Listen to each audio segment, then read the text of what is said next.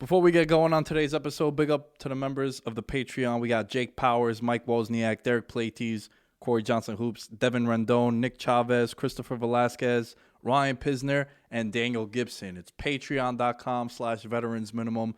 If you join the $10 tier for the month of March, you will be eligible for a chance to win a hat and a crew neck. That is the contest giveaway for the month of March. So head on over to the Patreon, subscribe, help grow the show. Today's episode, my guy Nick Alvarez from Twin Talk Yanks comes on and we talk about the upcoming baseball season. I'm excited about the Mets. Some would say I'm switched on, and it was a fun conversation. A lot of general talking points about the season and about baseball. So it was really, really eye-opening and some interesting talking points. So sit back, relax, and enjoy the podcast.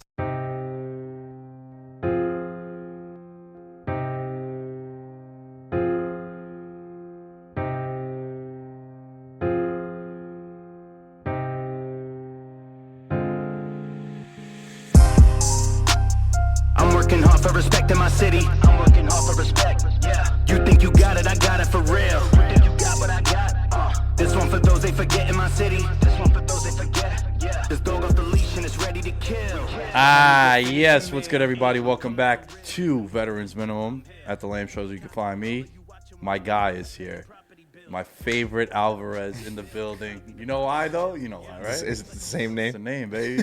My guy, Nick Alvarez, Twin Talk Yanks in the building. We're going to talk some baseball. What's good, bro? What's going on, baby? And what's going on, everybody listening?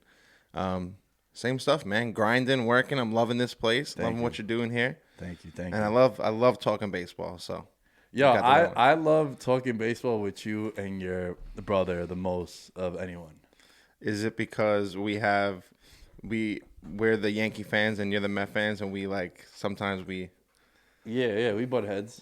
But in like the good sports debating way, which is good. Yeah. You guys don't rub it in my face that you guys have fucking 27 championships. Yeah, and but you constantly say DeGrom is the best pitcher in New York, which we can argue. I think he's the best pitcher in baseball, and I don't even think it's close. I agree in a sense. Mm-hmm. He's got awesome stuff. But you can really argue either way. And you know which way I'm going to argue. Well, my favorite thing about the Cole and DeGrom debate amongst New York fans is that, I mean, they're clearly like the top 5-6 pitchers in baseball, if not even higher, right? Yeah. But what's funny is, for once, the Mets actually did something smart where they paid DeGrom before Cole did. Because based on the accolades, they would have had to dish out. They would have close to 400 M. You're right. So they paid him before Cole, and then now he's on. Look, he's still making money. Yeah. But compared to what he should be, I think the Mets kind of fleeced DeGrom, which I'm happy for. Yeah, and they bring in an offense around him, really, and because there's a history of the Mets not scoring any runs for him. I saw a stat a couple months ago, and it was like if the Mets had scored more than one run in 33 of DeGrom's last 40 starts, he would win 32 of them. He'd have 32 wins, and he clearly, he doesn't get the win mark. And he's really been kind of revolutionary in the discussion about how wins and losses don't really, what effect does it have to the greatness of a pitcher? Well, I think that all started that year that King Felix won that Cy Young, and I think he was 13-12, or he was 500. Yeah, but he had a sub 2.2 ERA, and his numbers were crazy and very similar to where he's losing all these games where he'll go 8 innings and give up 1 hit. Yeah, but with DeGrom, no decisions was the word I was looking for. DeGrom goes 7-7 with or 7-3 with a 1.51, and it's just dominance, complete dominance, and when he won the Cy Young too, a lot of what he had 11. I think he won 10-10 that year, or something like that. But it was really the emphasis. He started that conversation again around how let's not look at wins and losses. Let's look at how dominant this guy has been, throughout the whole year. I listen. I love watching DeGrom pitch. I do, but I'm a biased Yankee fan. I gotta go Garrett yeah. Cole. I have to. Yeah. Have you noticed my color scheme and you're wearing your Yankees too? I even got a custom. Well, this is I know, that hat a is Knicks, a Knicks, Mets. We're not gonna say Islanders. VM hat got a little custom. But That hat is fire.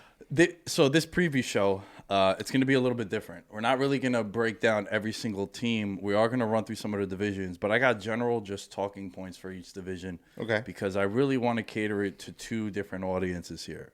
You being the more knowledgeable baseball fan and you kind of like not missing an at bat, where me, I'm very invested in the Mets, and a lot of it has to do with what my expectations are and also what the sports books are saying. You know, right now the Mets have the third best odds behind the Padres and the Dodgers to win the NL. To win the Right? NL. So that's telling me that they are favored to win their division. Tough division, like we were talking about before we started recording. Top division. But when the Mets are expected to be good, I'm more invested. Like in the 2014 to 2016 era of the Mets, I was like knee deep. Yeah. And then the years after, it's like all the fuckery that goes on, typical Mets shit, Yeah. right? So the thing with the Mets, right? Tell me and tell the people listening, Lindor coming over, right? Okay. I feel like Lindor is one of the 5 to 8 baseball players that even the general sports fan that don't really fuck with baseball knows about. Yeah. He's very marketable. Yep. Mr. Smiley, Mr. Smile, right? Yep. He comes over. How big of an acquisition is that for the Mets? I think it was game changing for the Mets. Like extremely game changing. One, because Ahmed Rosario was touted as like huge Mets prospect, and he never really blossomed to be that. So they were definitely looking for a shortstop. Bringing in Lindor is huge because he's a Smiley guy, but it wasn't really only that. Obviously, we know what kind of talent he has on the field. He's dominant, and he's a switch hitter. Huge. I love switch hitters. But everyone talks about Lindor. They talk about how he thrives in the spotlight, and there's not many players in the league that can do that. Whether it's New York, L.A., Chicago, teams look for guys like that, like especially big market teams. The Mets land him, and so far he's been doing an excellent job. And it seems like when the pressure's on, he loves it even more. And he's going to make everyone else around him. It was you can argue it was the most important signing for the Mets in the last decade. You can argue that. I mean, even over signing DeGrom. Right? Because DeGrom is a staple. But also DeGrom is homegrown. Yes. So from a free agent perspective, like we were making fun of like Jay Bruce. Yes. Right? And you want to hear a crazy take? And before this, it was Yoenis Cespedes. It was your biggest free agent signing since maybe Yoenis Cespedes, I would say. Yeah. Because Cespedes bought the Mets to the World Series, essentially. You get him at the trade deadline. He goes off that summer, then he hits the home runs everywhere in the playoffs. I think it's the biggest signing since then. I hope, and I know we're gonna talk about the numbers a little bit, but they're gonna have to lock him up. And a guy I think is that important. You got to do it soon. Well, there's one good thing about the Mets, and it's this new owner. Yeah, Uncle Steve, baby. Stevie Cohen. Paychecks, baby. Stevie Paychecks, dude. So listen to this. I didn't know all this, but the Mets now are the richest team in the league, from what the owner has. Yeah. Who would have fucking thought that? Yeah. Who would have thought that 3 years ago you would have said that? You'd be like, yo, you're crazy. Yeah, you're wild, bro. Don't bring that shit over here. So they're the richest team in the league, and he got bread, and he also seems to be. I compared him to Mark Cuban. Like Mark Cuban loves the Mavericks. He's a fan that is owning the team. Yes, and that's huge. So check this out, bro. He's the richest owner in baseball, like net worth. The second richest is the Rogers Group, who owns the Blue Jays. The difference between Cohen and the Rogers Group is $6 billion. My goodness. Wow. Cohen is twice as rich. That gap is twice as rich that he could surpass 27 of the 30 teams in baseball. Wow. Besides, no, because the Yankees are... The Yankees take up like the majority of that. So you're talking about besides the Yankees, Mets, and Blue Jays? Yes. Wow. Yeah. My goodness. So basically... Well, that's a great thing. So basically, you could be like, yo, who's a free agent next? What's up? Here's $400 million. And it'd here's be your like test. just a slap on the wrist. So here's your test. Test number 1, Francisco Lindor. Uh-huh. Test number 2, Michael Conforto. Mm-hmm. Test number 3, what's going on with the bullpen? Like we were speaking about before, Betances doesn't look great at all. They bring in Trevor May. Diaz, what are you going to get out of Diaz? So test number 1 is Francisco Lindor. Test number 2 is Conforto. Conforto said there's been no talks yet about any contracts. And actually, the Mets made an offer to Lindor, and he politely declined. And, they're going to continue. He's not a guy he said he doesn't want to talk contract extension talks during the season. Yeah. Which is the kind of guy you want because he's locked in. Right? So, and also, when you're a guy like that in any sport, you're gonna get paid anyway. Oh, I mean, look. So it's not a guy who just had a career year, and it's like, let me strike while the iron's hot. I know that I've been balling all these years. Where I think you think he's gonna stay with the Mets? I think they're gonna sign him. There have been reports that it's heating up, and like John Heyman was saying, there's a 60% chance that it can get done before opening day. So, I mean. What would happen if you wake up opening day? It's like, which is an awesome time to wake up. It's an awesome day. And then Frankie Lindor signs a 10-year, 330, we'll say, 340. That would be awesome for Met fans. We spoke about this last time I had you and your brother on. Shouts to Chris. About baseball players making $300+ million contracts. Yeah. There's a history of them where it doesn't really translate to team success. Why do you think that is? Well, because you're so reliant on just that player's salary in general. Look at the Angels. I mean, Albert Pujols, number 5 in the home run list all time.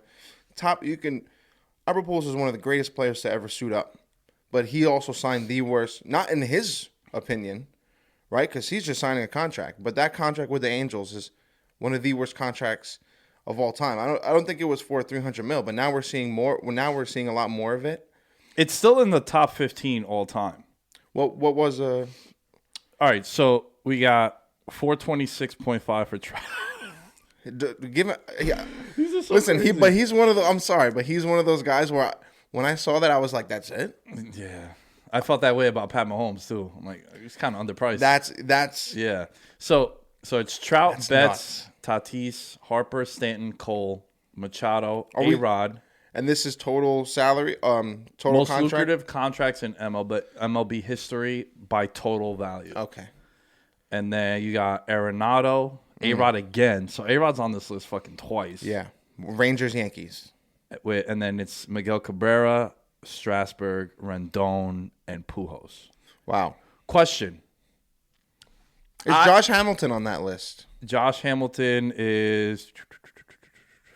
Because I'm at like the 50s now, and I don't see okay, because that was an awful contract too. Josh Hamilton was 125. Well, his was only a 4-year deal. The other ones are like, you're talking about... Like over 7-year deals. Like Tatis is 2021 to 2034. I like his contract, though, Nick. I like his contract. So, I'm not against a guy making that much money if you're a field player. An everyday guy. But I feel like Garrett Cole for $325 million is kind of crazy when he's pitching every 5-6 days. Yeah. You're asking me, though? I mean, it is, right? When you see 9 years and take your fandom aside. Yeah, okay. The general concept of a pitcher making that much. Like Trevor Bauer, right? He got how much this offseason? He got, 4 years, 160 mil or something like that. He gets 41 this year. He'll be the most in history. I think it's with the big. You're only going to see those with the big market teams, especially with pitchers, because they can it's kind of a luxury to be able to do that. That's a good point. Because the names that you see on this list, it's big market guys that like it's Kershaw. It was David Price at the time. He's still on this coming into his last year with the Red Sox, and then you got Garrett Cole in New York. Yeah. So what I think with the Garrett Cole thing, what was big was the Yankees weren't just looking for the best pitcher. He was the best pitcher on the market, obviously, at the time. But they were looking for their future because they didn't have that guy since CeCe came in 2009 that they took and in their prime and was an ace.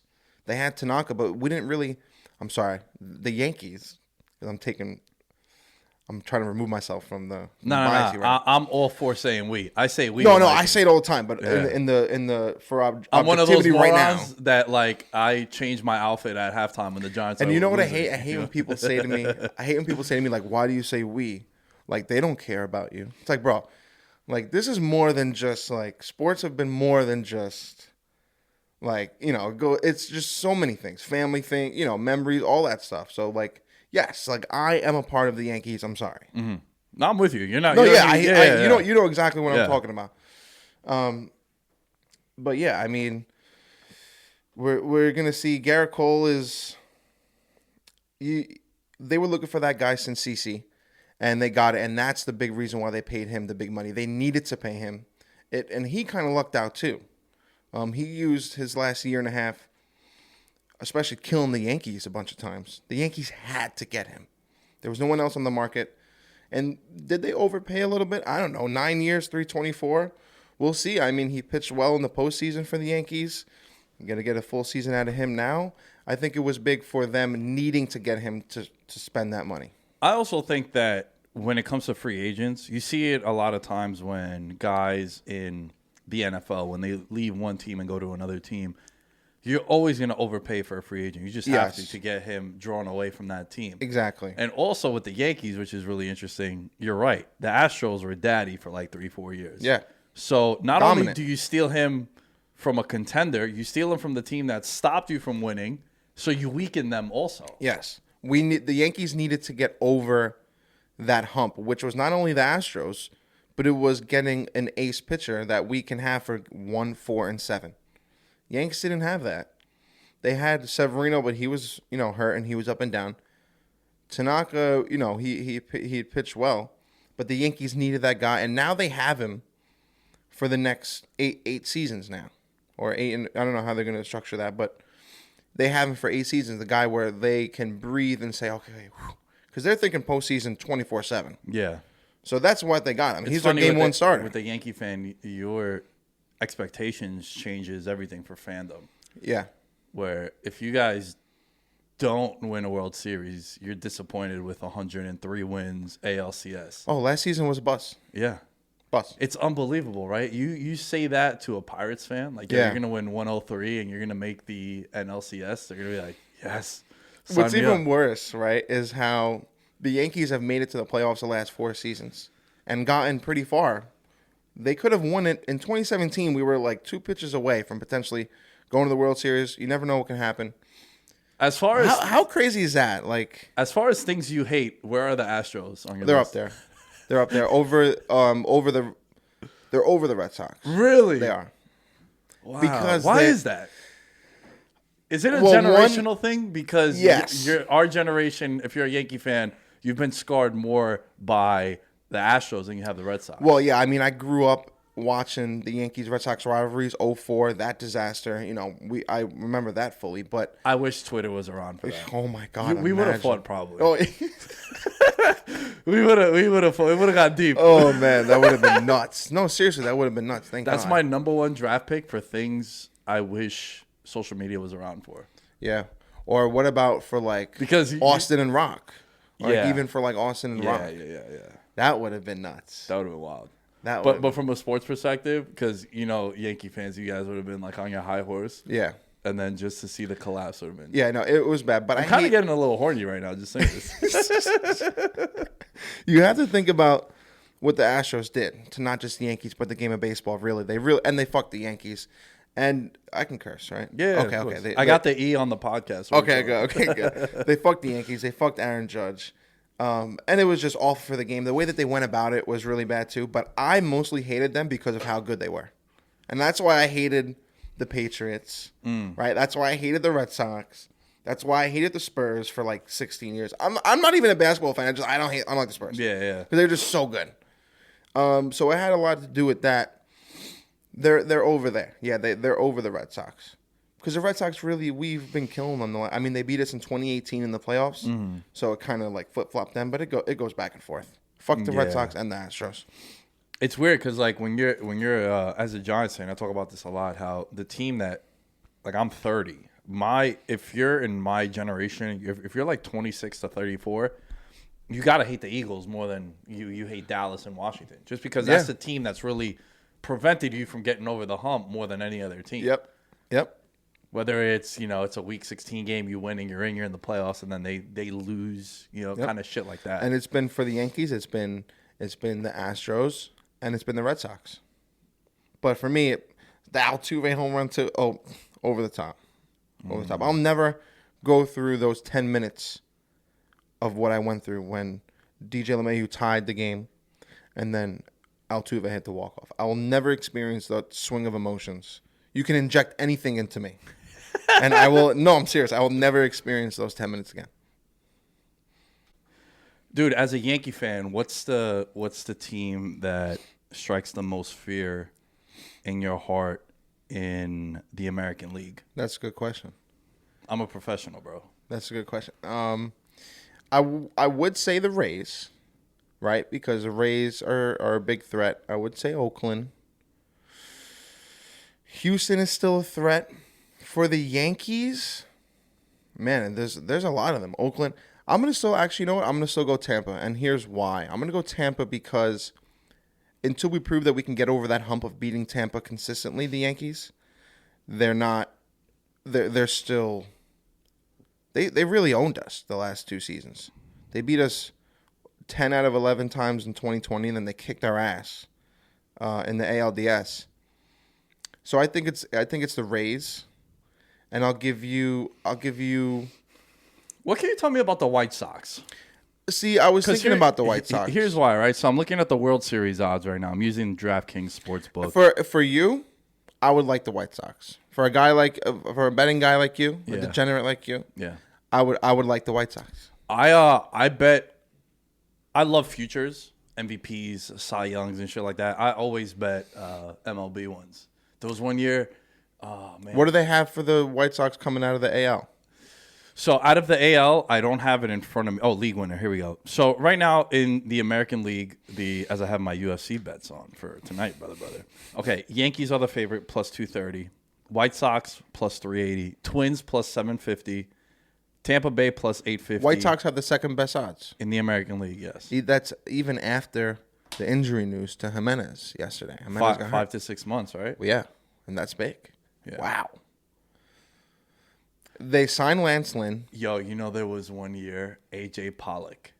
Oh, yeah. On the Diamondbacks. I think he won the hits. Like, he had the most hits in the league. And then that next year in spring training, he, broke his forearm. Yeah. Sliding into second. Yep. Boss hits me up and goes, bro, they haven't pulled his hit total off the website. He's like, we got to hammer the under. I was like, yo, the under's 240 or some shit. He's like, dude, he's going to be out 6 to 8 weeks. He's like, even if he comes back, he's like, there's not enough. He won't. Yeah. Yo, we fucking max bet it. Free money. Wow. Look at you. See, someone like me, I would never know that. So with player props, sometimes they're late to pull them down off the market. But how late? Dude, this happened overnight. It was a West Coast Okay, game. gotcha. So it happened at 10:30. Got you. Yes. So, wow. Sometimes working the overnight. Look at you. Yo, look at you go. Look at you. Lie, cheat, and steal, baby. Free money. I like what the White Sox have done. Lance Lynn, they have a potent offense. We know what they can do with their offense. But it's going to be the question of we need to talk about the Twins too. They need to win that division if they're going to do anything. And the Twins are a pretty good baseball team. And they've won the division the last 2 years. So if you're a betting man, give me the White Sox. But to come out of the AL will be tough. Maybe to win the division, you got to go through the Yankees this season. I don't know if they can go toe-to-toe with the Yanks yet. The White Sox have my favorite player in baseball. Tim Anderson? The level of I don't give a fuck that he has is amazing. Yeah, he's wild. Oh, you don't like bat flips? Here it is. Yeah. What's good? He's brought flashback because it was always, the Cubs were always the flashy team in Chicago. Now he's bringing a lot of conversation back, and he's attracting a lot of players to go play for Chicago as well. And he can swing it with the best of everybody. Yo, why is it that hardcore baseball fans, they get so butthurt about passion and displaying emotion? Remember Jose Bautista? Yeah, yeah. Yeah, I remember we were having this debate back in the day with Yeah. like Boston Tim also, and they're like super baseball fans, and Tim is like the super purist. You know, like he hates the shift, right? Yeah. And I was like, yo, bro, you gotta understand, Jose Bautista that was the biggest moment of his career. Yeah. They're at home. It's 40,000 people going nuts. Yeah, It's a you act playoff on game. impulse. Yeah. You've been on a ship bag. Like, that's the biggest moment of your career. Yes. Yeah, I'm going to 8 Mississippi my home run. Yeah. And fuck, that's the best shit. You're asking me how I feel about it? Yeah, how do you feel about that, yo? Like, a guy fucking just hits a triple, and he slides in, and then he gets up, and he's mad. So here's a funny story, right? I'm going to tell you. This is how I feel about it. And we played high school baseball together. Coach Rotundi, right? I lead off the game my junior year. I lead off the game with a triple, right? He batted me lead off. I lead off the game with a triple. I get to third base. I slide in head first, and I scream. Right? I get up. I'm like, yeah. I pound my chest. He yanks me. He yanked me right there. And I was like, what the hell? He reamed me out. He's like, I've seen you do that over 20 times. Act like you've done it before. You know what I'm saying? But what happens when you haven't? So, exactly. So what happens when you haven't? I don't know. See, that's when I'm all for it, right? In those situations, in a big playoff game, right? Can people be a little bit excessive with it? Yes. But also, it is what it is. I'm an old school baseball fan when it comes to certain things. But I don't think it should be done like a lot of guys do when they're down 7-1 in the 7th inning. Right. With a solo home run. So I agree with you. That's why I think context is everything, right? Yes. Like, Jose Bautista hits that home run. It's like, bro, this is... And what made that moment better was his reaction to it. Exactly. That's bro, what that was people the remember cover it of a for. Drake Yeah, freestyle. that's what people remember it for. So I'm all for that. But if you're down 7-1 in the 6th or the 7th, you know, and you hit a home run off Garrett Cole, that's your second hit of the game, that's just like... I'm not with that. You're probably the next guy up is going to get one in the back. There was some heat for the U.S. women's national team a couple World Cups ago. I think the last World Cup, they played that first game, I think, against like Thailand, and they beat them 13-0. Wow. I remember they came out, and all the reports were like, oh, is that disrespectful to your opponent, this and that. And Megan Rapinoe, I was telling John was on the podcast the other day, and she was on the screen because she's been spearheading the equal pay thing for the women's national team. Fun fact, the U.S. women's national team was the first one to really shine light on the equal pay thing for women's sports. And I was telling John, I was like, yo, she's in my Mount Rushmore of athletes that are just gangster, bro. Yeah. Like, she don't give a fuck, right? She doesn't. So she scored a goal in that game, and it was like 9-0, and she celebrated like excessive. And I was like, yo, celebrate. Oh, like running and like sliding, right? Yeah, she did like a choreographed dance. I'm like, yo, I don't care about the whole sportsmanship thing. Like, Brosnan used to say that too, right? Another Owls coach. Yo, if you get on the field with someone, you have every right to beat the piss out of them. Yeah. Right? Yeah. He's like, when you're up 45-0 on someone, you don't need to do a choreographed touchdown celebration. Yeah. So when people were outraged about the women's national team scoring 13 goals, I was like, I have no, like, score 23 goals. Yeah. I was like, yo, you don't really need to choreograph a celebration. Like, save that one for a more meaningful one. Yeah, so like what you're saying, like context is everything. Yeah, if you're doing that in a spring training game, Yeah. I'd be like, that's a little excessive, bro. But if you're doing that fucking game 5 on the road in fucking Houston and Judge hits a home run, it's like, I want him to fucking throw his cup at Altuve. Like, I want him to go take him nuts. with him when he rounds second. Yeah, yo, like, you gotta. So back to Tim Anderson and the White Sox, man. He's bringing some flash. I think he's a guy who should. And there's always that debate about why aren't MLB guys more marketable, right? One of the big talking points on like sports television and sports shows is, you know, if Mike Trout was to walk down the street in Times Square, no one's gonna know who he is. Yeah, nobody except for me. Yeah, and you. Well, like, yeah, the baseball fan, but, you know, like Tom Brady walks down the street. Everybody knows Brady, Odell, you know, guys like that. Yeah. I mean, with Mike Trout, a lot of it has to do, MLB has a weird way of, like, running their business. I mean, really, they do. Mike Trout is clearly the best player in baseball, and you have guys that attract so much attention. But they don't, you know, every Sunday night game is Yankees Mets, or it's Yankees Braves, or it's Yankees Toronto, or it's Boston Tampa, or it's LA and San Diego. If they want to be able to get more of the casual fan base and they have to have scheduling so that more people see Mike Trout. He plays in the East Coast. Maybe when there's a boost in viewership opening day, All-Star break, in between All-Star break, towards the end of the season, or against the Yankees, maybe to start this, something like that. But they don't, and I don't know.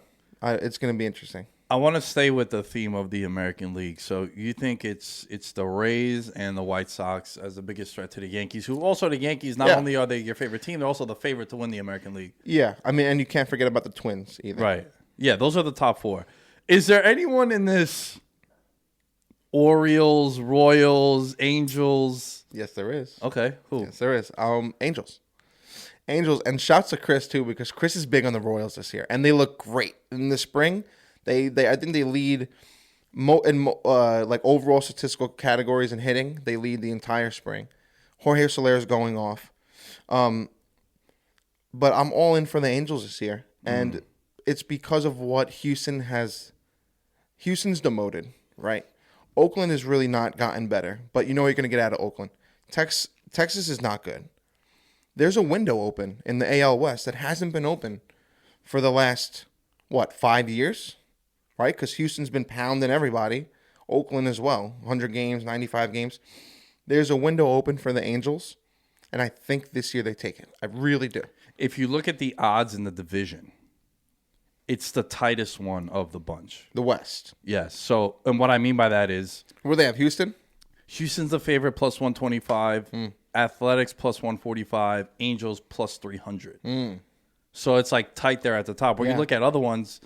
Dodgers minus 250, Padres plus 200. Third place is the Giants, 40-1. Wow. So at the top in the West in the American League, it's what you're saying, how it's pretty tight. It's tight, and I think if the Angels are gonna, can they win a division? Yes, I think they're gonna make the playoffs in general.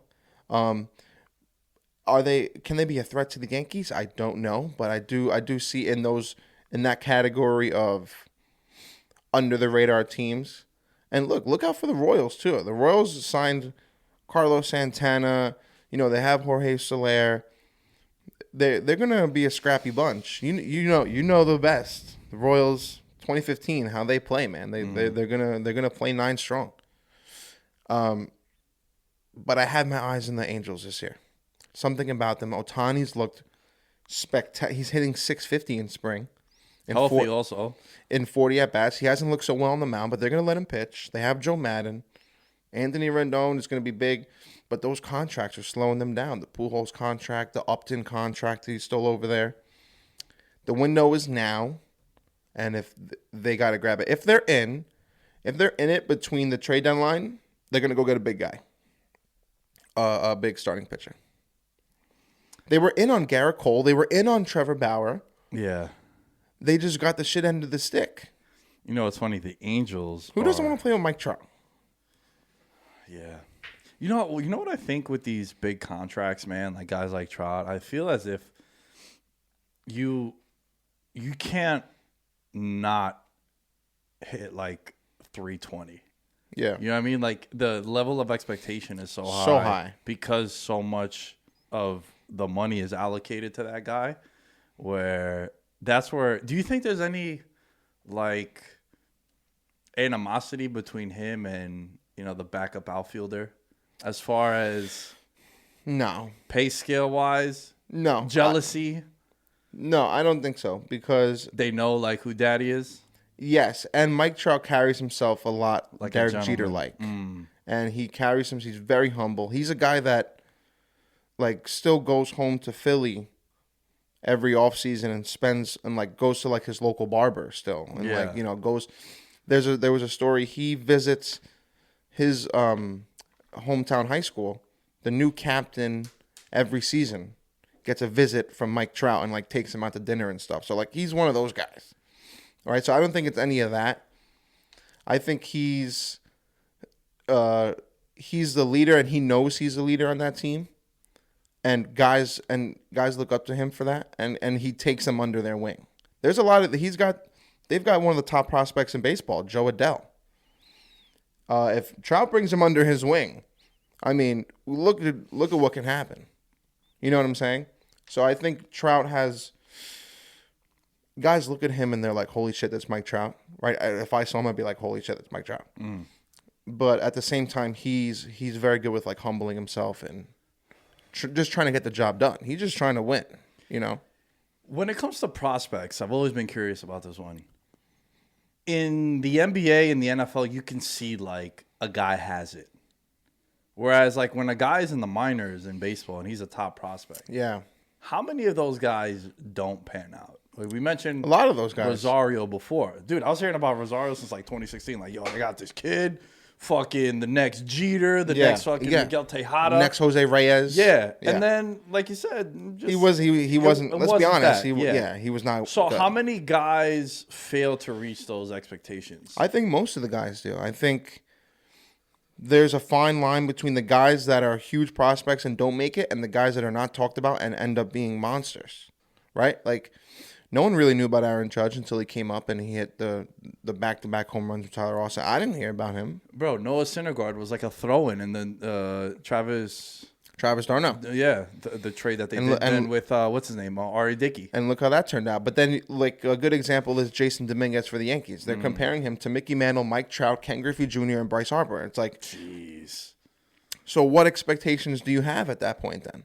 If he doesn't go out there and hit 330 with 48 and 120 in his rookie year, he's trash. He's garbage. Yeah. So it's like that makes no sense to me. I can speak for Chris too. We're about the eye test, right? Like, me too, bro. Jason, he can hit front toss in front of an L screen for 440. So can I. You know what I'm saying? Like, anybody can do that. Put him in front of Max Scherzer for a spring. I haven't seen him in a spring training game. We've seen his only professional at bats in Double-A.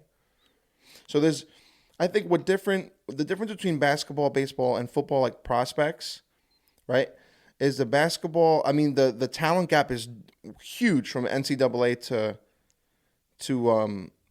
the NBA, but it's also different. It's a different skill base with baseball than it is with basketball and football. So I think that has a lot to do with it as well.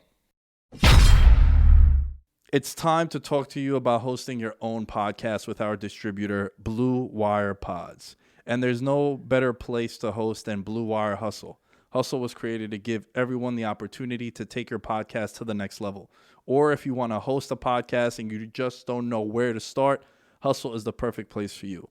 As part of the program, you'll receive personal cover art, Q&As with Blue Wire's top podcasters, access to our community Discord, and an e-learning course full of tips and tricks. And on top of that, we'll help you get your show pushed out to Apple, Spotify, Google, Stitcher, and all other listening platforms. The best part is, and this is the best part, you can get all of this for only $15 a month.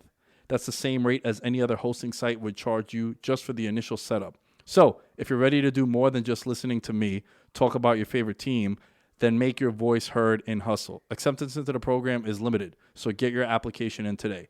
To apply, go to bwhustle.com/join. Check out the description box in this episode to find out more, but that's bwhustle.com/join. I also think because a lot of these prospects we don't see, we just kind of hear about them. Yes. And what I mean by that is you hear about the top 2%. Right, but also I'm talking about actually seeing like, on TV. Yeah. You don't watch AAA baseball. Like, where can you find it? No, yeah. Right? I mean, you really can't unless you're a local in the neighborhood. You know, the minor leagues for the NFL is college football. So you see those guys on Saturdays. You're right. I'm a big eye test guy too, man. You're right. That's a very good point. I never really thought about it like that. Yeah, man. They say that if you want to be a smart Sunday fan, watch on Saturdays. Because you get an idea of those next guys that are with baseball, you hear about the top 2% of every team's prospects. You hear about their top pitching prospect and their top hitting prospect. Right. You don't really see much. And that's why I think that leaves room for a lot of the guys that are unnoticed and come out and blossom. Right? Where in basketball and football, you hear about the opposite. You hear about 90% of them are busts. Right? What was the stat I saw on ESPN the other day? It was like from 2009 to 2016, there were 32 quarterbacks drafted in the first round. None of them, or like 5% of them, are still on the same team or even signed a second contract, right? So you hear a lot about that in football, but in baseball, you see a lot of them who can fly under the radar, and then come September call-ups, boom, and then they have a spot next year.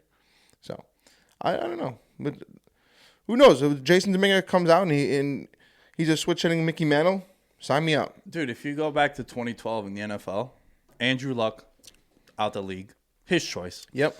RG3, 4 different teams. Yep. Ryan Tannehill, new team. Russell Wilson's still there. Now there's some issues of him maybe leaving. 2013, I believe there was no quarterback taken until Geno Smith in the second round. It was the first time. And Night. Night, yeah. What is he up to? I think last time I saw him, he was a backup for the Seahawks. Wow. Yeah.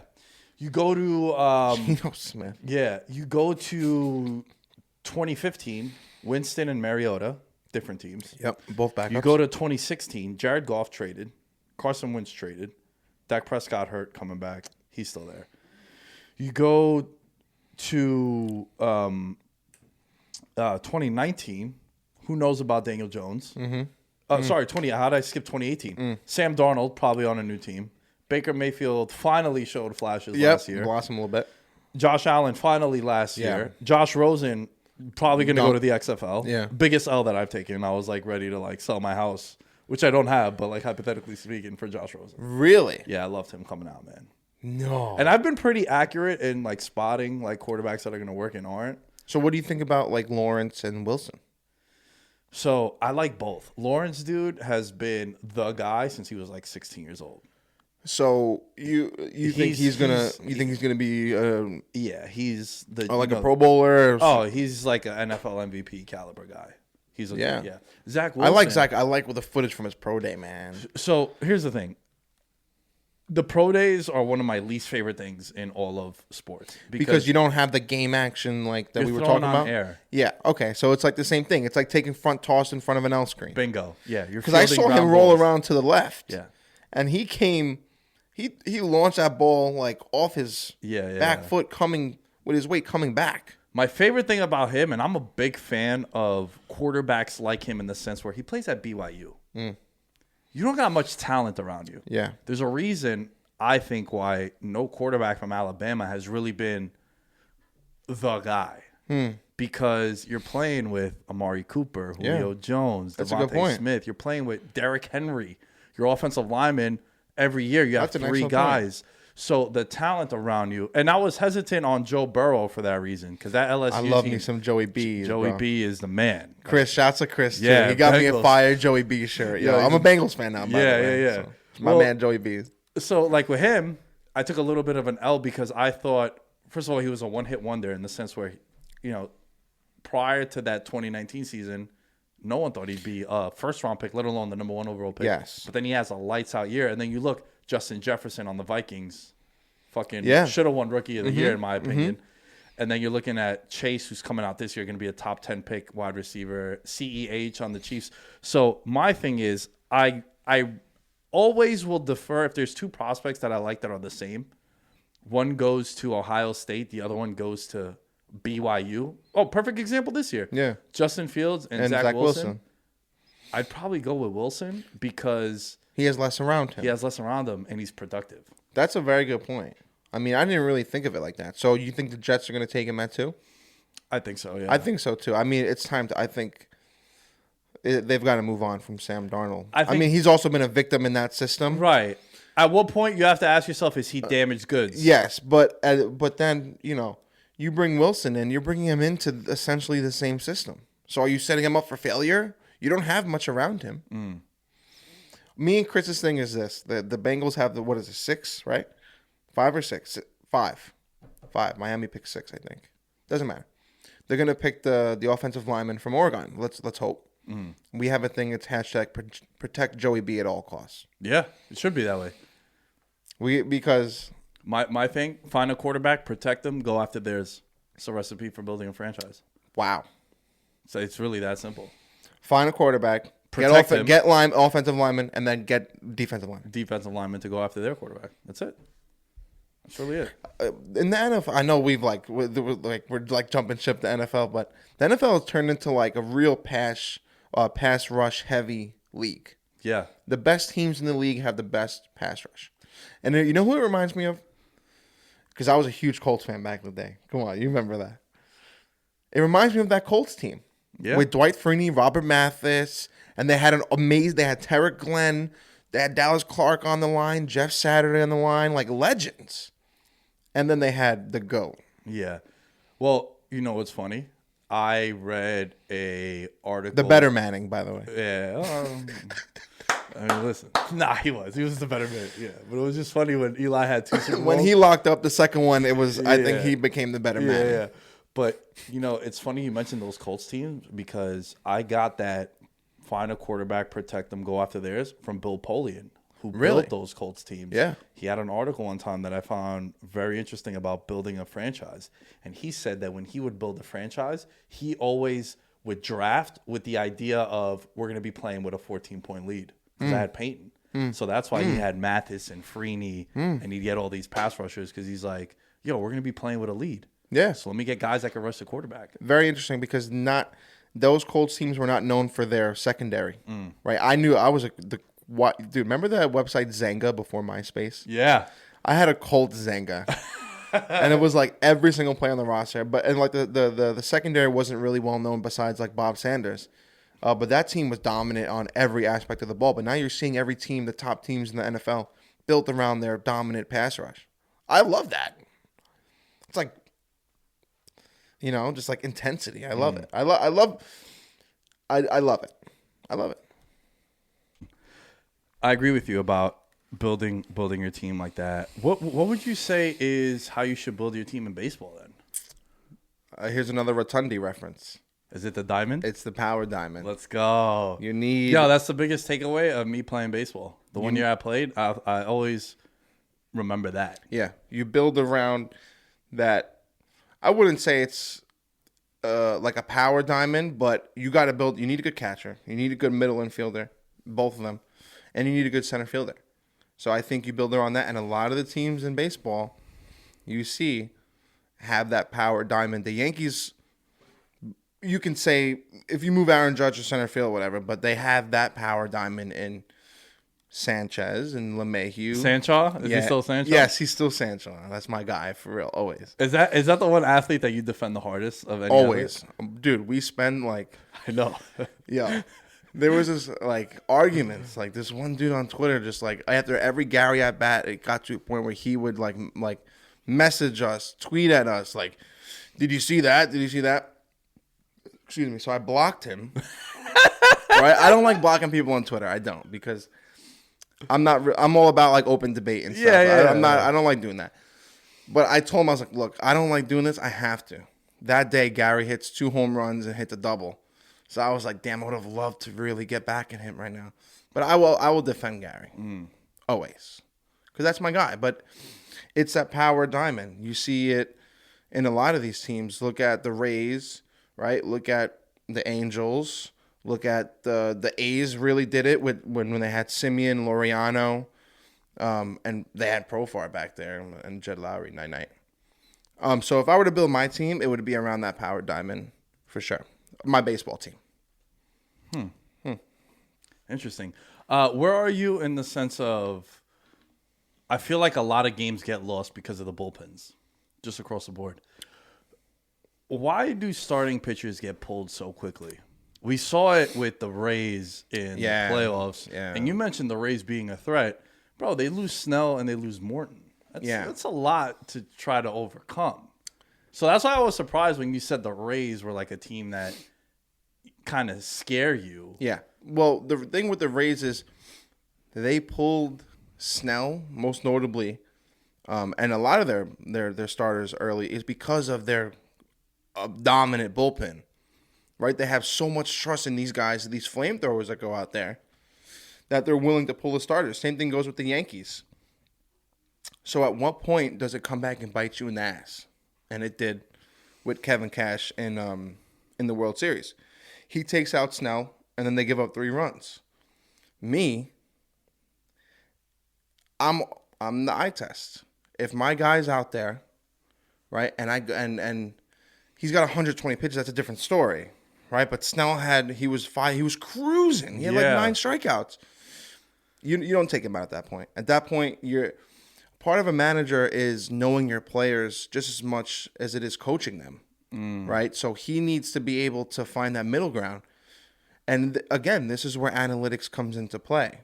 Too much analytics is destroying the game because these guys are like, I got to take him out because this guy's coming in and from the 6th inning on, he has a .093 batting average. It's like, no.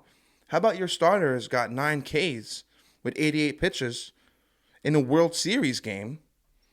He's got to be on the mound. I would ride him out. I'm not in favor. Yankees are another team that have a dominant bullpen, but we're veering away from let our starters go out there and chuck them. Now it's give us 4, survive us for 4 innings, and then our bullpen will come save the day. But aren't you driving your bullpen into the ground then also? Yeah, look at what the Yankees have done the last 2 seasons. Their bullpen has not really been good in the playoffs. Ottavino shit the bed against Houston and against the Rays last season. So it's like if you overuse your bullpen, it's kind of like you're using your starters because these guys, and then you ask them to pitch more in the postseason. It's just a recipe for disaster. We have like Chad Green throwing like 123 innings a year. Yeah. You know what I'm saying? And what about, again, with the eye test, what about the common sense test also? Like, if it's the bottom of the 7th and the Dodgers are playing the Mets and DeGrom has 96 pitches and Mookie Betts is up, I want DeGrom throwing against them. You want your best guys throwing. Yeah, I don't want them to bring in bullpen guys and shit who are just chilling for 2 hours and now you got to go in there and fix. Like, no, let exactly, me go down because with now the as a ship. bullpen guy, you're going in there. And your first out is in a tight game is to get Mookie Betts out. Yeah. And you're expected to do that. Yeah. Like, why? DeGrom has been cruising. He got Betts twice on 2 sliders out of the zone. He hasn't even seen his fastball yet. So why can't we go back to that where it's like, okay, like the best pitchers in the game know how to do that so well. I hate Justin Verlander, right? But that's a guy that would do that. He would make guys look silly. And we're talking silly after their 4th at-bat against him, after their 3rd at-bat against him in the same game, where you didn't even see Verlander's fastball until the 7th inning. And now he's throwing it at 100. You don't see that. You don't see that anymore. I hate that. I want to wrap up the American League conversation before we get into National League a little bit. Let's do some awards. Oh. Who you got winning MVP in the AL? I'm not going to say Mike Trout because... No, you can't pick Mike Trout. Yeah, if he's living and breathing in the AL. Yeah. I got a good one. Who's yours? Tim Anderson. Okay, I can see Tim Anderson. Team that's going to be good. Which in baseball, I've noticed, there was one year I said the year Stanton won MVP, I bet him 50-1. Only put like $20 on it. Mm-hmm. But I noticed that like in baseball, it's the only sport where team success is sort of like an icing on the cake. It's not really the whole cake. Yeah, it's not. So like... If they make the playoffs, wins, he can very well win them. Right, but also if he just has a great statistical season in baseball, he can win it. Yeah. Man. Can I say a Yankee? Of course. I really believe John Carlos Stanton will win MVP this year. Oh, where is Stanton in the odds? I 40-1. I believe it. Is he going to stay healthy? That's the thing. So if he plays 140 games, he's going to get MVP votes. It doesn't matter what. If he hits 2, the only thing that's going to be stopping him is the DH role. The only way that he'll win MVP with the DH role is if he hits 60 home runs. And the only way he's going to hit 60 home runs is if he stays healthy. Yeah. But you want to hear a hot take? Yeah.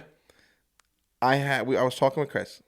I got 3 Yankees in the top 7 MVP votes for the league this year. Judge being the other? You're going to throw DJ LeMahieu in there because he's going to get MVP votes. Garrett Cole, I think, will get MVP votes if we have him for a full season. He's going to win over 20 games. And it's going to be Judge or Stan. One of those 2 guys. Maybe Gary Sanchez. I'm serious, though. I mean, if Gary can get a hot streak of 2-3 months straight, which is hard to do, I know. But if he can get a hot streak, he'll get MVP. all right, maybe I'm like, You're I don't reaching a know. little bit. I am reaching a little bit. And I was talking to my buddy last week, and he's like, I'm not satisfied unless Gary hits 270. I was like, slow down, bro. Is it a black eye on your resume if you have such a loaded roster around you? And I'm talking about like MVP because I think one of the reasons why Trot has won MVPs. He's not one around him. He don't have like Zach Wilson. Like, you see more of it when there's less around you. exactly, yeah. Tim- Where like with the Yankees, you got LeMahieu, you got Sanchez, you got Judge, you got fucking even Luke Voigt was like hitting bombs. Yeah, that's true. I think a big thing with LeMahieu getting votes was a lot of the Yankees are notorious for getting injured, and he carried us regardless.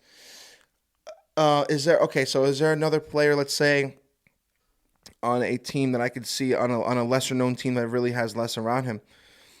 I mean, I could see Shohei Ohtani getting MVP votes if he pitches, and if he's hitting the way he hits now, and he pitches at a semi decent rate at like 120 innings, I can see him getting MVP votes. I can see Tim Anderson getting MVP votes.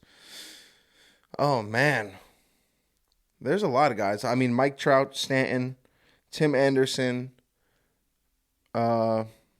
Who can I think of off the bat? I don't want to name anybody on the Astros or the Red Sox. Yeah, no, I think I'm gonna stay with Giancarlo Stanton. I really do believe he can win MVP. If he plays 140, he's getting votes. Cy Young.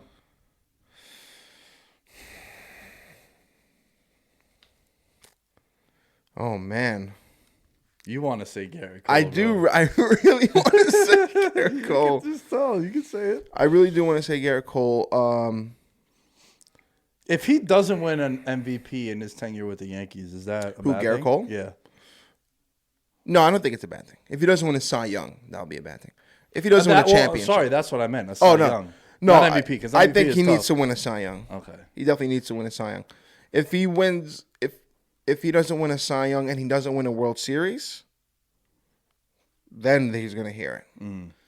Because really, then what have you done? Right? You can not win a World Series and still have exceptional numbers. So we'll see how that goes. I think Cy Young. I mean, I see Lucas Giolito. Right? He got votes last year.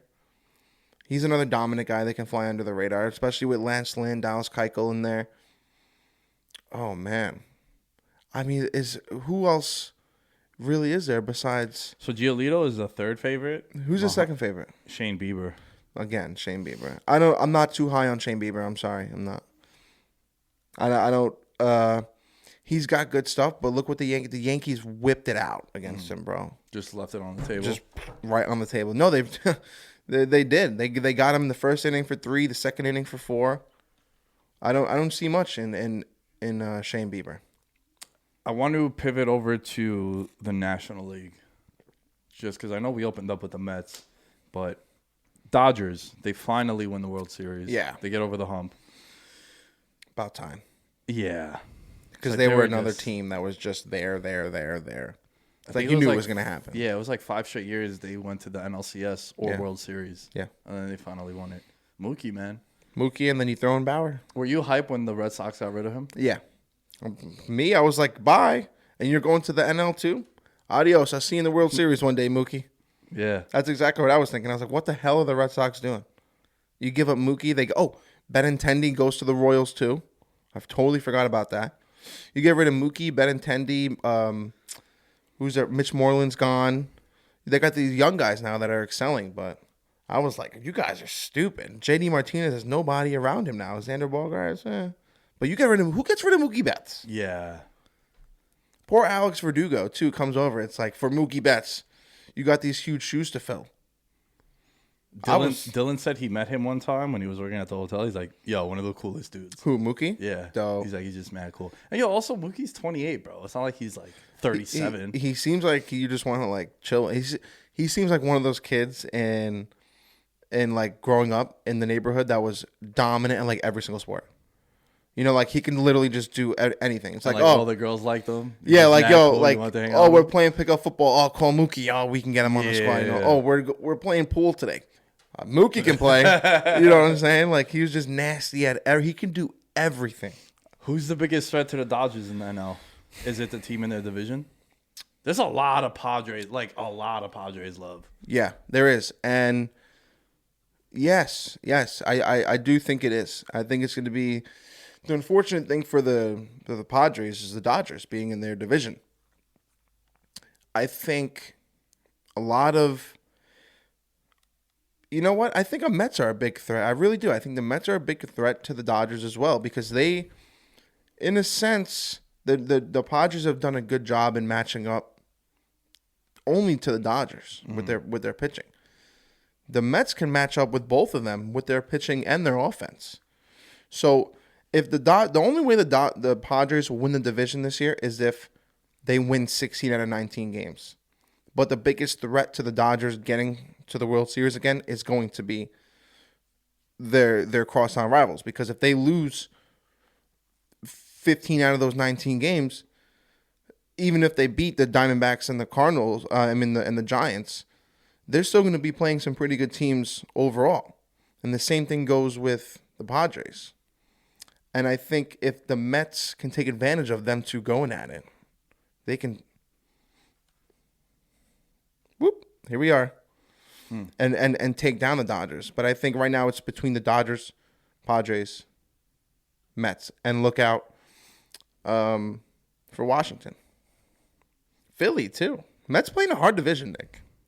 Yeah, their division is, you know how I mentioned the top 3 in the AL West was like the tightest? This one, the top 4, is the tightest of all the divisions.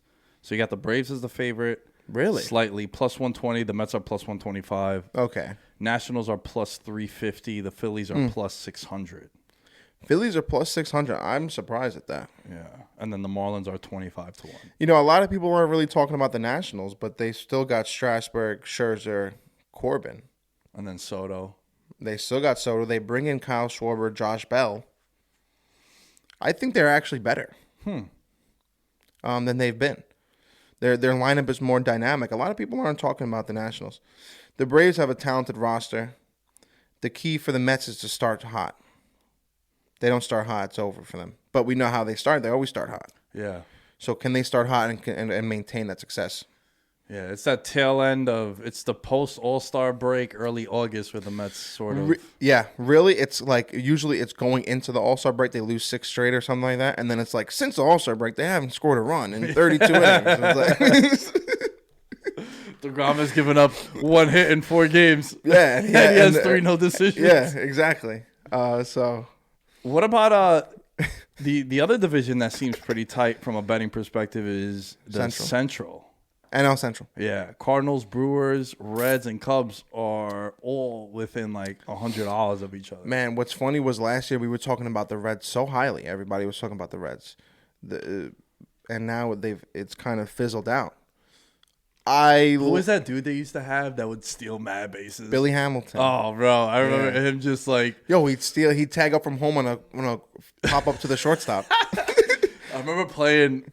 Like, yo, in 2016, this is a humble brag and a flex. I'll pat myself on the back. I won so much money playing NFL DFS. I was playing like $100 single entry fucking MLBs. For baseball? It was really, really fucking stupid. But I remember Billy Hamilton, you would get like 4 points for a stolen base. And he would always be like super underpriced because his hitting wasn't like spectacular. But when he got on, he stole 3 bases. When he got on, he would get you like 3 stolen bases. And you're like, yo, what the fuck? I just got 15 points out of nowhere. Yep. And what was interesting with him is that he batted 9th or 1st. So a lot of the guys would. But that's interesting that you do that. But because Seals would get you at that, what was it, like 9 points or something? It was like 5 points a stolen base. Psh, Jesus.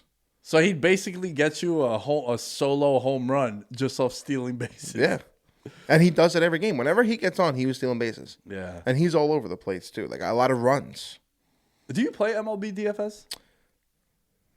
Yeah. Chris and I have started to get into the futures, and whenever we go to like PA or Jersey, we'll put in a bunch of like bets for like the night or a couple, the weekend series or something.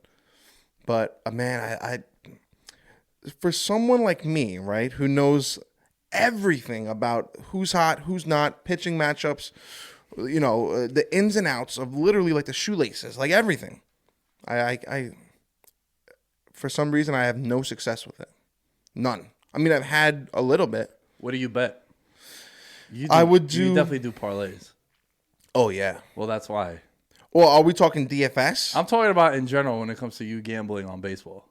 Oh, I don't do parlays. I like to watch the full game. Mm-hmm. So I would do a lot of like who's going to hit a home run, right? Oh. Or I'll do one of like Garrett Cole, 8 Ks in the first 6 innings. Like, sign me up. Oh, so you do like in-game props. Yeah, I do in-game props, player props, like there's a big advantage that you could get in all sports if you do player props.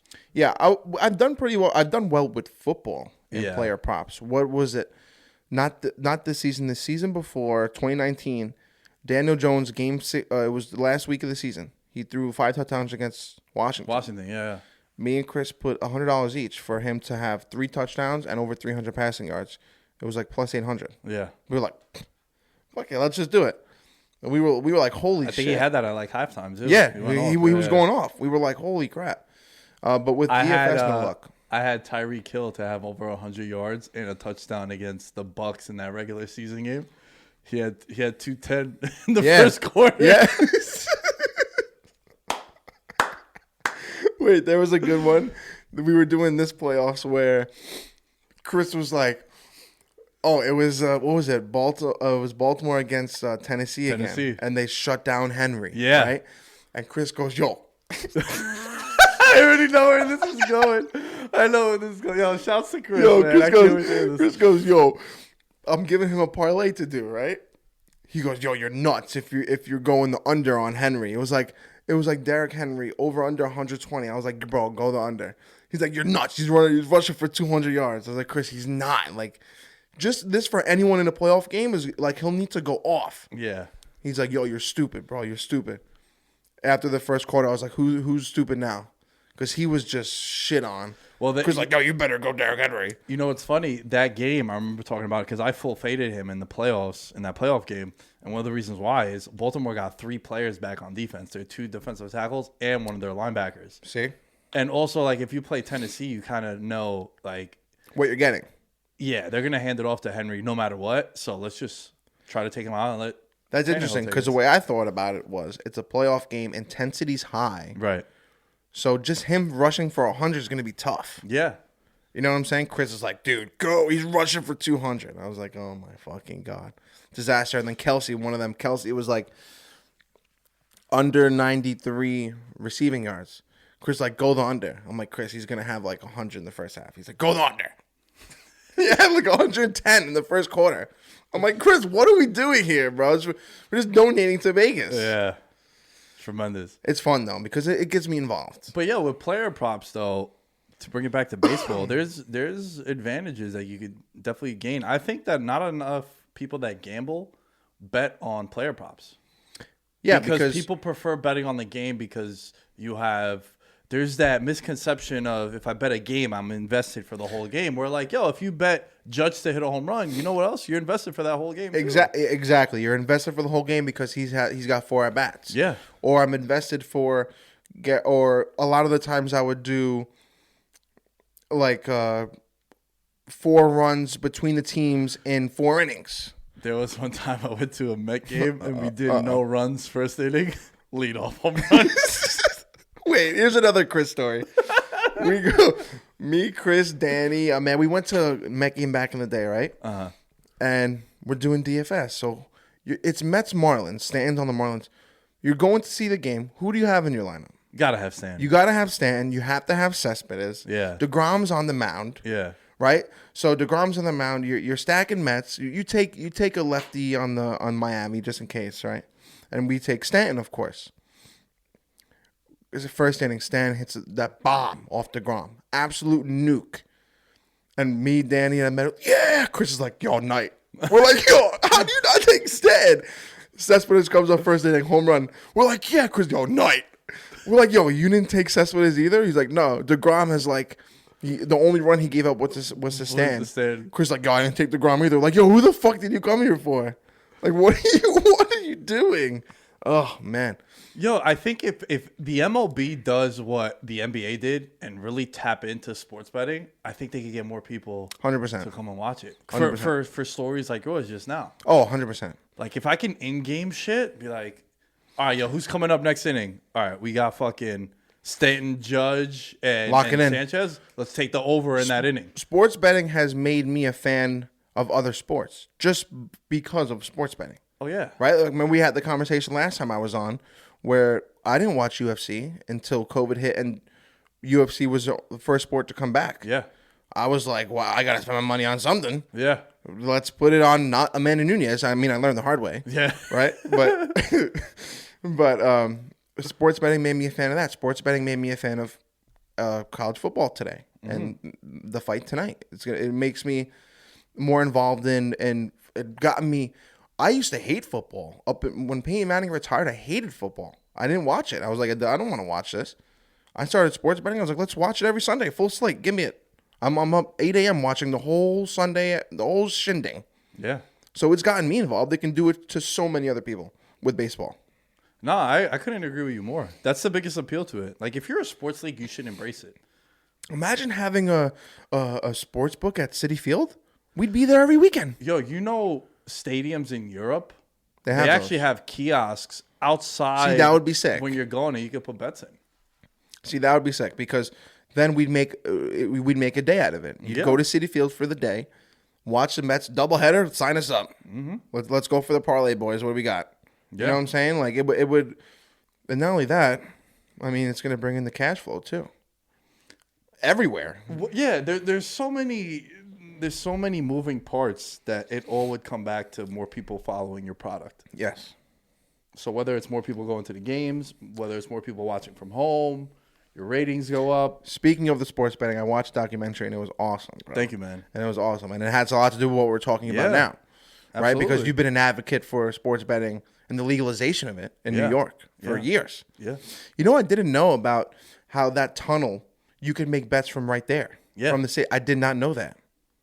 Right? I thought it was like that wasn't a spot for it. But anyway, kudos to you because that was fucking sick. And thanks, I mean, you're the person to talk to when it comes to that stuff. So yeah, I got kudos. I got the juice for that. You know no, you really do. Yo, hit me up for UFC bets, man. I got one for you tonight. Yeah. Oh, what are we doing? I'll save it for after because this is coming out on Monday. So in the event that it doesn't hit, come on, baby, secrets. You know what I'm saying? But man, let's wrap up. I love this. Let's wrap up with the NL stuff. Let's do some player awards. Okay. National League. Okay. Let's go MVP. You ready? You're gonna love this one. Yeah. Lindor. I'm going Lindor. I kind of want him to sign his contract now because then if he wins MVP, it's gonna be like $800 million. I don't think it's gonna be Tatis. I don't think it's gonna be Betts. I mean, the Dodgers alone have $1 million. Was Betts Brent's a front runner? Betts, Acuna, and Soto are all Soto's plus 750, too. And then you got Bellinger, Arenado, and Tatis.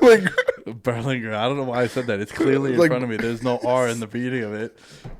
Those three are all plus 900. Always one time. Yeah, I mean, okay, so Lindor's kind of under the radar. He's 12-1. He's next up with Freddie Freeman, Yelich, and Bryce Harper. Yeah, okay. So I can see Lindor. Where's Pete Alonso on that? Pete Alonso is 33-1. Interesting. I mean, I'm big on Acuna. But I'm for the sake of this show, and I truly believe this too. I believe if Lindor excels in New York, he'll get a bunch of MVP votes, and if they make the playoffs, he'll win it.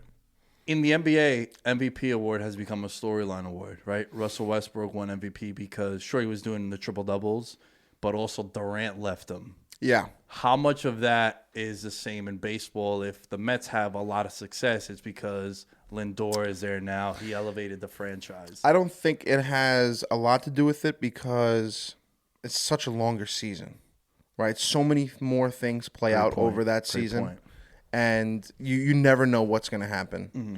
So I think that has a lot to do with it. I really do. Yeah, I think Lindor, I think he'll get some votes. I really do. I don't know. I mean, Soto is remarkable. I'm high on Soto, too. I'm high on Soto. I'm high on Lindor. Will there be a pitcher there? Who knows? I think the Cy Young is going to come out of the Dodgers. So. Yo, I find it hard to believe that you could give a pitcher an MVP award. Yeah, I'm against that as well. Because Let me ask you a quick question, real quick, because we're talking about MVP awards, and I meant to ask you this before. How come the NBA doesn't do it for the Eastern Conference and the Western Conference? Like, is that just like a thing? Because how many guys have been snubbed out of MVP award because of that? You know what I'm saying? You know why, I think? Because remember back in the early days of baseball, it used to be like you won the pennant. There was no real like winning your league was like the thing. So I think the origins of it is why. Yeah, that always stood out to me. I was like, there's just one MVP for the NBA. But in baseball, yeah, that's a great point. I never thought about that. Like having conference MVPs. Yeah, because the MLB has AL and NL. Well, maybe it's because of the games. You're playing double a season. It could be, but also look at what like James Harden is doing this year. Yeah. Right? Like he's a good example of he is, in my opinion, right now, the league MVP, and he did it in both conferences. So I don't know. Something to think about. That's another reason why I asked you that question about Lindor, because you look at James Harden, bro, the Rockets lost 20 games in a row. Wow. At one point, yeah. At one point, they lost 20 games in a row. And then he comes to the Nets, and he's carrying them without Kyrie and Durant. Yeah. And it's funny because there's a running joke on like NBA Twitter with the Rockets fans. They're like, oh, so y'all love James Harden now. He's literally doing what he was doing in Houston, but you hated us in Houston for it, right? So it's a weird dynamic. That's why I think he's an exceptional player. Yeah. And he gets a lot for like his laziness for some reason, but he's a triple-double machine. Well, you know why, right? Because he You're like judging makes a book it by its cover. Yeah, he doesn't makes really it look like an exceptional and athlete. not just that, but when you see his highlights, it's the same thing. It's 1-2 step back, boom. Yeah. But you're not seeing his 38, 16, and 11. Like what? Yeah. Like that's like just those numbers alone are incredible. Yeah, he puts up outrageous numbers. But in the NBA, the storyline becomes the MVP award. Yeah. Okay. And the MVP award becomes a storyline. Whereas in baseball, it's not. It's not really the case. Interesting.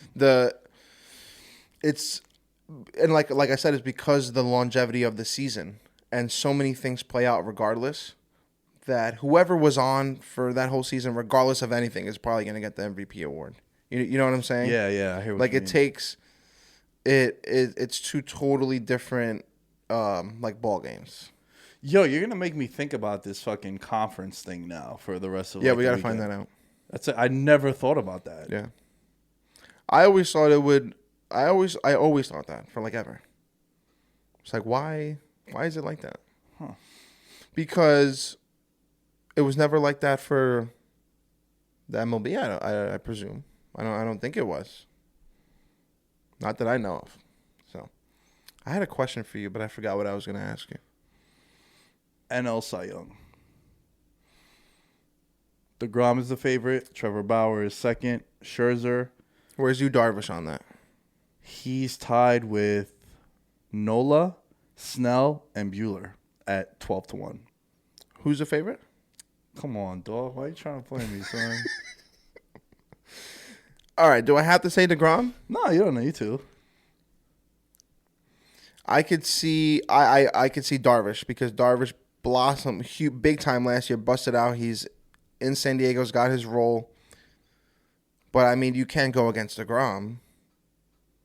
It's going to be Darvish, DeGrom, Walker Buehler. I think Walker Buehler has nasty stuff, like one of the nastiest stuff in the league. And the Dodgers lucked out big time with him. And I think he'll be a Cy Young candidate for year. I think he's like really, really good. So I think it's Buehler, DeGrom, Darvish. Don't sleep on Jack Flaherty either. 15-1. Don't sleep on Jack Flaherty either. Because he had a little bit of an off year last year. But he's another guy. When he's on, he's unhittable. NLCS, who's in it?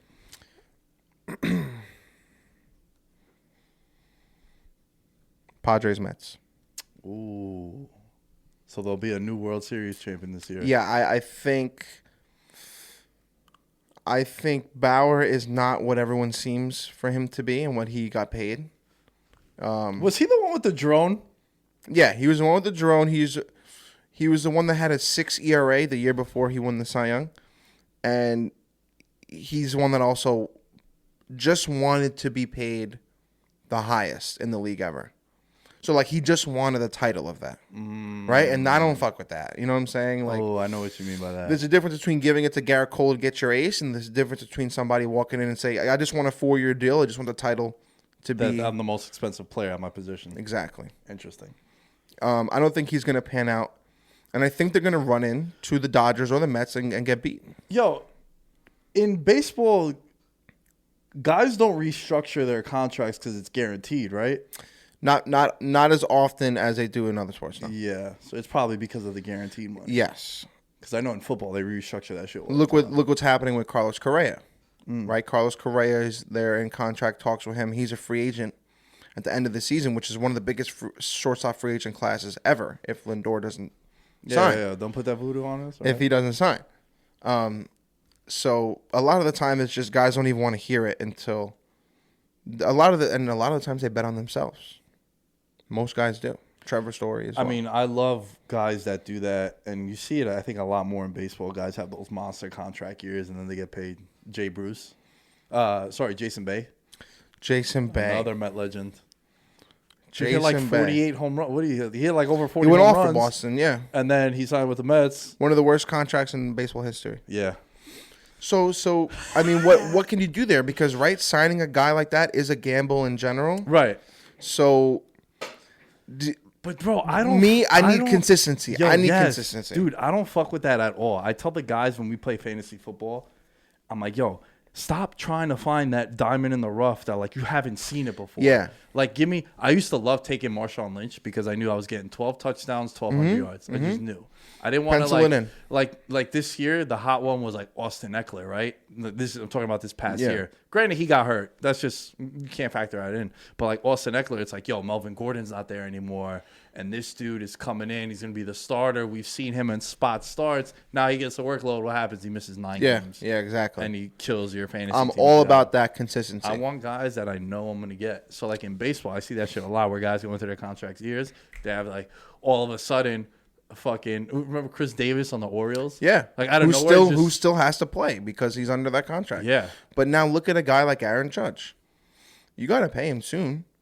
But what do you pay him? Because he's been hurt a zillion bajillion times. But when he's on the field, he's the best player we've had since Jeter. Right? The most dynamic, most box office, right? Yeah. So what do you do? You know what else it is with Judge, bro? He's such a freak specimen. Yeah, him and Stan are crazy. Now they're doing the whole yoga thing. I don't care. You know why I love Robinson Cano? Right? And everybody can talk shit about Robinson Cano. 100 in his 9-year career with the Yankees, he played under 155 games once. Like, that's consistency. And you know what he did with the Yanks? Like, it was just year after year. The same thing with Jeter. 19-year season. The only year he missed more than he played under 130 games was when he dislocated a shoulder. Yeah. Right? Like, that's consistency. Those are the guys that deserve the big contracts. Do you give it to Fernando Tatis? Like, I love the way it's structured, and I love the way that they were, like, structuring about it. But now he's dealing with a shoulder issue. He's been hurt before. He's 22. It's like, you know, so the middle ground has to be met with that. Yeah, it's always fascinating, and especially with baseball because the contracts are so ridiculous. Like, dynamic contracts, ridiculous. Yeah. You know, if you ever sit down and do like what they get paid per game, it's roughly what a quarterback makes per game. So that's interesting that you bring that up because Chris and I, a couple episodes ago, we do This Day in Yankee History, and we were talking about Lou Gehrig on this day in like 1946, what was it, like March 1st, whatever it was. He turned down the Yankees contract because he held out. They offered $56,000 for like 4 years or something like that. And he was like, nope, I want 70. They ended up settling, at like 58, and at the time, it was like a 4-year contract for $58,000. He was the highest paid baseball player of all time. It's like, yo, Tatis makes that in the third, like the first 2 grounders he makes. He beat that by 2 times over. Yo, so check this out. I just did some math, right? Go. For this. Let's just say, so like Dak Prescott, he's due to make $40 million this year. Plays 16 games. Makes $2.5 million per game, right? Wow. Baseball player making $40 million per year. If he plays 162, he makes $246,000 per game. Wow. So one of the reasons why these contracts are so massive, it's like you're paying per game. Yeah. So hindsight, That's a good point. You can make a case that like your Trouts and Betts of the world might even deserve more. See, that's why I said before, like Trout was the only guy that 430. That's it for Yo, Trout. I think, hot take, controversial take, I think all athletes are underpaid. When it comes to the big dogs.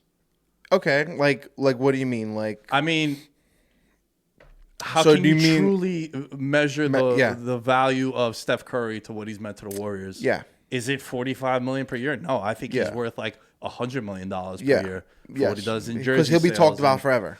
That, his aura, his pull with the fans. Dude, they built a stadium in San Francisco, a new arena, which, Yeah. you know, San Fran ain't cheap. Yeah, I mean, okay, so we're thinking about different aspects. And I'm thinking more along the lines of just physical talent. I'm in talking that about. sport. I'm so putting you're everything bringing the into whole pot. package Yeah, in. the whole package. Okay. No, I agree in a sense. I mean, Derek Jeter made what? But- I think 18 million was like the most he made in his career in one season.